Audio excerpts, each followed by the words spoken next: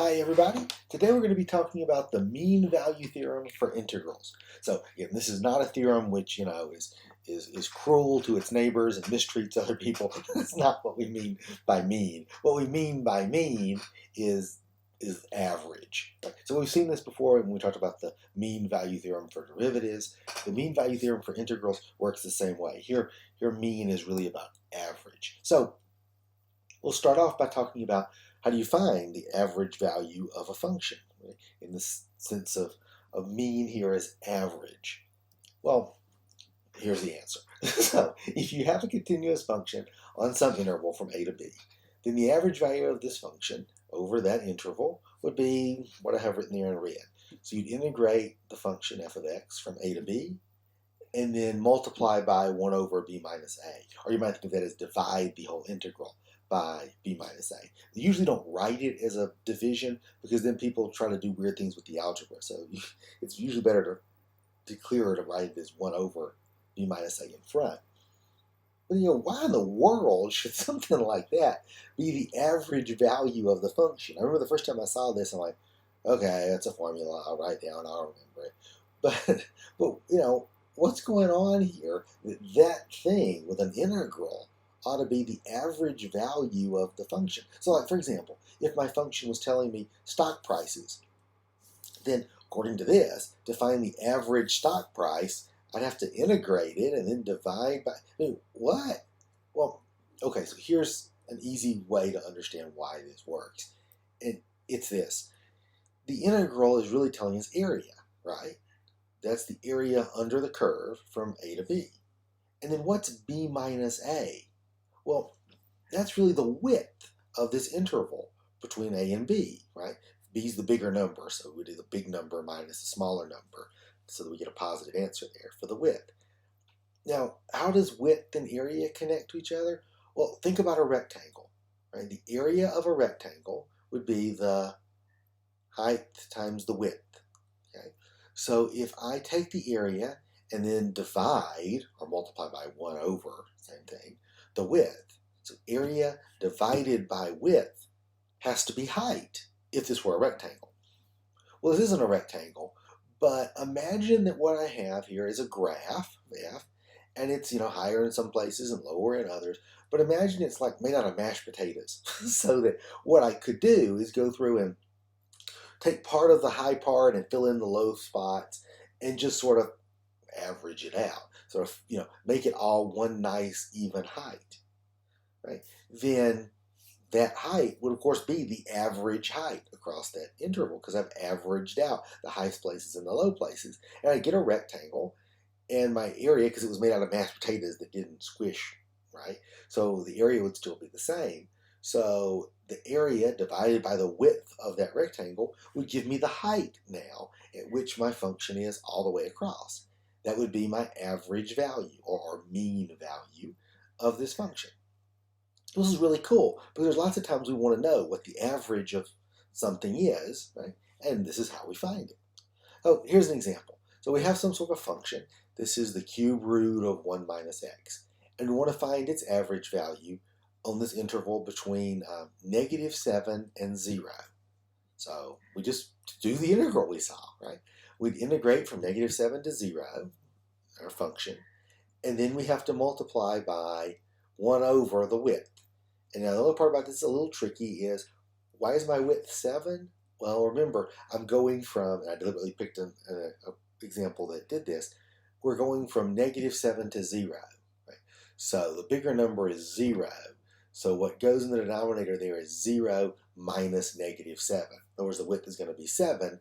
Right? And your brain does this automatically. If you say, how far is it from -7 to 0? Right? You automatically do that, 0 minus -7, and make the signs come out to be positive. Okay, and then we just do the integral. So this is all really easy. We make this 1 minus x being raised to the 1/3 power. Now we'll have to do u substitution here, right? So we'll pick up an extra minus sign. We will add 1 to the exponent. And when you do the u substitution and go through all of that, you end up getting 1 minus x raised to the 4/3 power, because I've added 1 to the exponent.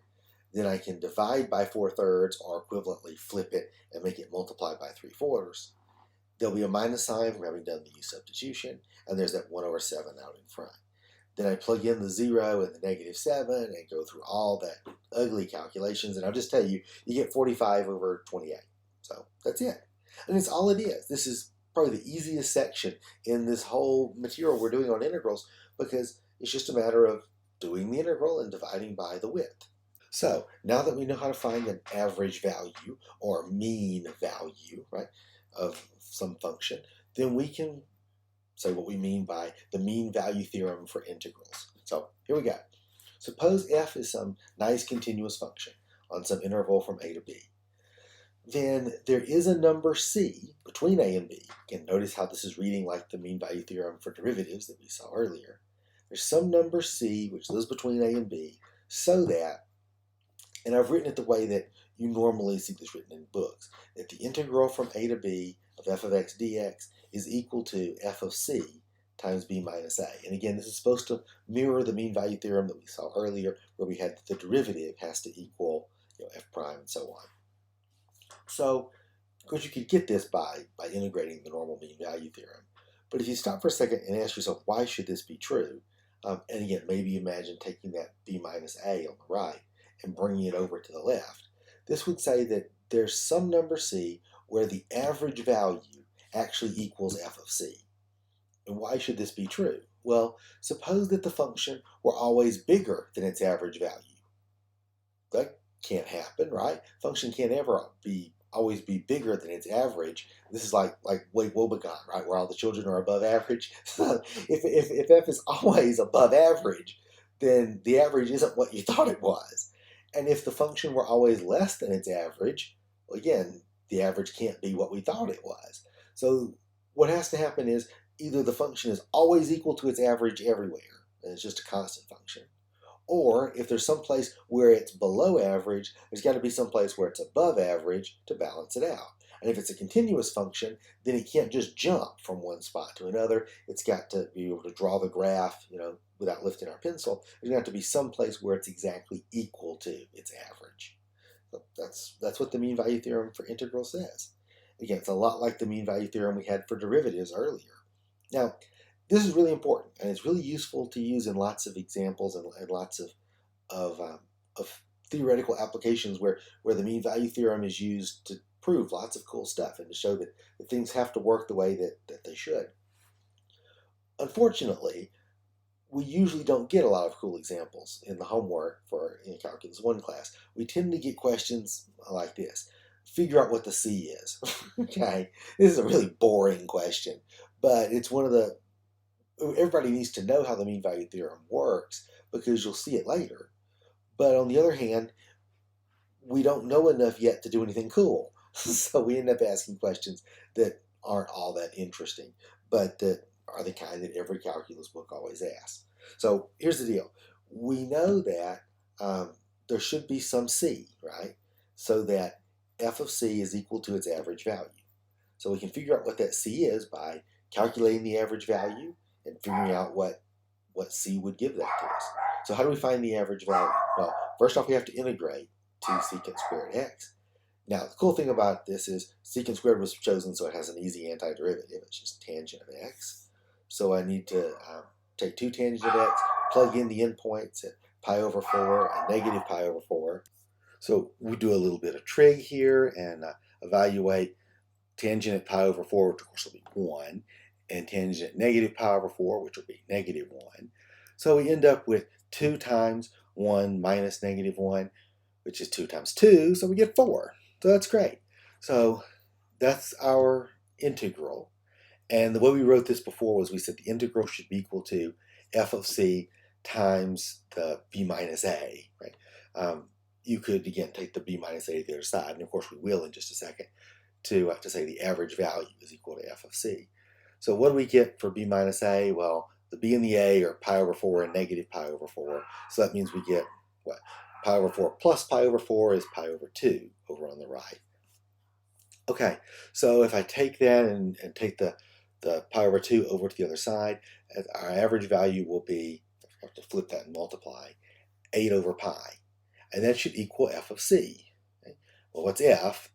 2 secant squared. So f of c would be 2 secant squared c. So in other words, what I'm saying is I'm looking for the magic number c, so that when I plug it into the function, that'll give me 2 secant squared of c, I get the average value, which is 8 over pi. So how do I solve for that? I can divide by the 2, and then, well, take the square root of both sides. Notice I'll need plus or minus the square root, and then do arc secant to figure out the c. Now, you'll notice when I wrote down here, I only wrote the plus 2 over square root of pi when I took the arc secant, and that's because we want the c which is in the interval from negative pi over 4 to pi over 4, because that's the c we're looking for. There's another c, right, that I could find, but I don't want that one. I only want the c that's in the interval we're talking about. All right, let's try another one. Let's say that f is 12 over x cubed, and my interval is 1 to 3. Then we want to find this c, right? So first thing we need to do is find the average value, which means integrating 12 over x cubed from 1 to 3, and then dividing by the width, which would be 2, because my interval is from 3 back to 1, so 3 minus 1 gives me 2 for my width. And then I just go through and do the integral, right? I treat that x cubed in the denominator as x to the negative 3. I can pull the 12 out, right? And then find the antiderivative for x to the negative 3. That'll be x to the negative 2 over negative 2, or again, if I want to flip it so that I can write it all in one line, I'd make it multiplied by negative a half. Then I've still got the half that was out front. I still got the 12 that's out front. I have to plug in the 3 and the 1. This is all, just algebra.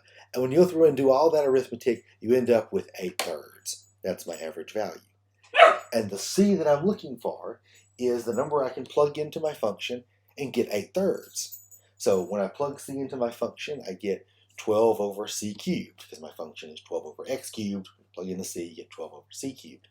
So I'm looking for the c where 12 over c cubed is equal to the average value of the function, which is 8/3. So I just have to solve that equation. 12 over c cubed equals 8/3. So I move the c cubed to one side, then take a cube root, and eventually you end up with the cube root of 9/2. And sure enough, that lives inside the interval between 1 and 3.